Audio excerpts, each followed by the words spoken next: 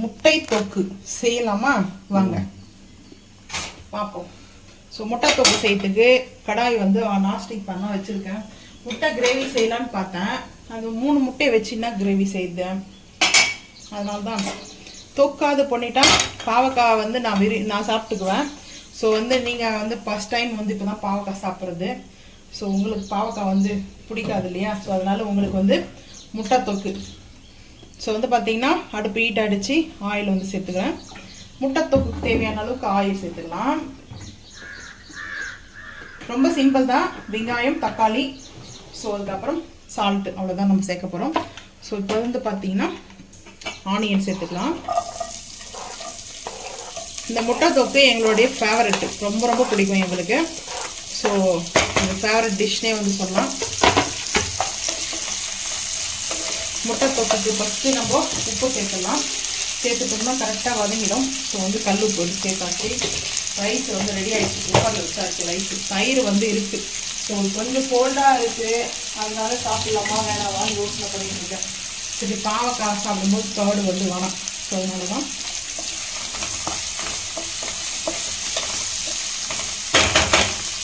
கருவேப்பிலையை சேர்த்துக்கலாம் கொஞ்சம். ஸோ அதுக்கப்புறம் பாவக்காய்க்கு போட்ட கேப் வந்து அந்த கேப்பை நம்ம இது மேலே வந்து மூடக்கூடாது. ஸோ அதனால தான் வந்து பார்த்தீங்கன்னா நான் வேறு கேப் எடுத்திருக்கேன். ஸோ இது வந்து வாஷ் பண்ணிட்டு வந்துடுறேன். நான் தக்காளி வந்து எக் கிரேவிக்கு வந்து கட் பண்ணேன். ஸோ அதனால் அப்படியே வந்து சேர்த்துக்கலாம். இப்போ எக் கிரேவி கேன்சல் ஆகிடுச்சு. அது முட்டை 3 தான் இருக்குங்க. அதனால முட்டை 3 போட்டு நான் என்ன பண்ண முடியும்? கிரேவி வச்சோம்னா கொஞ்சம் இட்லிக்கு வந்து முட்டை கிரேவி வைக்கலாம் அப்படின்னு சொல்லிட்டு 2 டேஸாக மாவு வந்து இட்லி மாவு அரைச்சது வந்து வீடியோ எடுத்துருக்கேன். ஸோ அதனால் தக்காளியை வந்து நம்ம இப்படி பண்ணிவிட்டு கேப் போட்டுடலாம். ஸோ நல்லா மசிக்கிறோம். எக்கு இந்த மாதிரி கட் பண்ணிக்கலாம். 3 பீஸாக வந்து போட்டுக்கிறேன். ஏன்னா இந்த மசாலா நல்லா போயிட்டு எக்குக்குள்ளே அப்செட் ஆகும். ஸோ அதனால தான் 3 எக்கு தான் இருக்குது கட் பண்ணிட்டு. இது வந்து பார்த்திங்கன்னா தக்காளி ஓப்பன் பண்ணிட்டு ஸோ இந்த ஸ்கின்னு நல்லா மசிக்கிற அளவுக்கு தக்காளியை நம்ம ரெடி பண்ணிக்கலாம். அதனால தான் நம்ம இப்போ ஓப்பன் பண்ணிவிட்டு கொஞ்சம் இந்த பெரிய சைஸை வந்து இப்போ வதக்கிட்டு அரைக்க போகிறோம் இல்லையா? ஸோ அரைக்கிறதுக்காக நான் பெரிய சைஸாக பாக்ஸ் கட்டிங் மாதிரி வந்து கட் பண்ணியிருக்கேன். ஸோ அதுதான் இப்போது இது அப்படியே வந்து பார்த்திங்கன்னா அப்படியே மசிச்சுக்கலாம். மசிச்சுட்டோம்னா தொக்காயிடும்.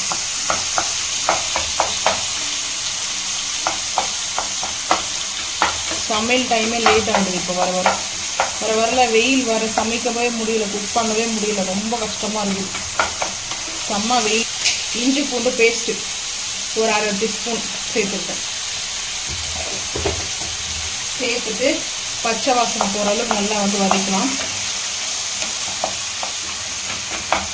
இந்த தொக்கில் அப்படியே வந்து ரைஸை போட்டு அப்படியே மிக்ஸ் பண்ணி சாப்பிடும்போது வேறு லெவலில் இருக்கும். இந்த முட்டை தொக்குக்கு யாரெல்லாம் வந்து அடிக்ட்டுன்றதை மறக்காமல் வந்து கமெண்ட் பண்ணுங்கள். எங்களுக்கு தக்காளி தொக்குனாவே நாங்கள் அடிக்ட் தான். ஸோ ரொம்ப ரொம்ப பிடிக்கும் தக்காளி தொக்குனாவே எங்களுக்கு. நான் வந்து இந்த மாதிரி சைஸ் கட் பண்ணிலாம் போட மாட்டேன் பெருசாக. இது வந்து நம்ம அரைக்கிறதுக்காக சேர்த்தோம் தக்காளியை. ஸோ இப்போது பச்சை வாசனை போகிற அளவுக்கு வதங்காச்சு. ஒரே ஒரு 1/4 டீஸ்பூனுக்கு வந்து காஷ்மீரி மிளகாய் பவுடர், ஒரு பிஞ்ச் அளவுக்கு கரம் மசாலா ஆட் பண்ணியாச்சு. ஆட் பண்ணிவிட்டு மிக்ஸ் பண்ணிக்கலாம். மிக்ஸ் கரோ. இந்த தக்காளி தொக்கு வந்து பார்த்திங்கன்னா ஒரு டேஸ்ட் சூப்பராக இருக்கும். நல்லா ரெட்டிஷாக இருக்குது பாருங்க. அதுக்கப்புறம் வந்து பார்த்திங்கன்னா நம்ம கட் பண்ணி வச்சுருக்கிற அந்த எக்கு வந்து சேர்த்துக்கலாம். சேர்த்தாச்சு. இது வந்து சரி சாப்பிட்டு நைட்டுக்கு வேணால் பார்த்துக்கலாம். இப்போ வந்து பார்த்திங்கன்னா முட்டை கிரேவி போய் முட்டை தொக்காயிடுச்சு. இந்த மசாலா இப்போ நம்ம இந்த மசாலாவில் லைட்டாக வேணால் தண்ணி சேர்த்துக்கலாம். அவ்வளோதான். சேர்த்தா தான் உங்களுக்கு பிடிக்கும். ஃபுல்லாக இப்போ ஹை ஃப்ளேம் பண்ணிட்டேன். ஸோ வந்து பண்ணிவிட்டு நம்ம இந்த தக்காளியெல்லாம் கொஞ்சம் அந்த மசிற மாதிரி இதெல்லாம் நல்லா ஒரு இந்த மாதிரி வரும். இதிலே வந்து பார்த்திங்கன்னா ரெஸ்டாரண்ட் ஸ்டைல் மாதிரி நம்ம வந்து முந்திரி பருப்பு அரைச்சி ஊற்றினா சூப்பராக இருக்கும். கொத்தமல்லி மேலாப்பில் வந்து ஒரு முட்டை தொக்குக்கான கொத்தமல்லி வந்து சேர்த்துருக்கேன். கொத்தமல்லி புதினா சேர்க்கலாம். நான் புதினா கூட இருக்குது, ஆனால் கொத்தமல்லி மட்டும் போதும். இப்போ 1 டைம் தான் சாப்பிட போகிறோம். தொக்கு அது எங்கே வந்து பார்த்தீங்கன்னா நல்லா பொடிசாக தக்காளி கட் பண்ணிவிட்டு நாங்கள் முட்டை எக்கு வந்து கிரேவி. ஸோ அதை வந்து பார்த்திங்கன்னா நான் ஷேர் பண்ணுறேன் உங்களுக்கு. நாங்கள் செஞ்சு சாப்பிட்றதும் அதுதான் ஷேர் பண்ணுறோம். வேணுன்றவங்க நீங்கள் அது மாதிரி பார்த்து செஞ்சு சாப்பிட்டுக்கலாம். அது உங்களோட விருப்பம் தான்.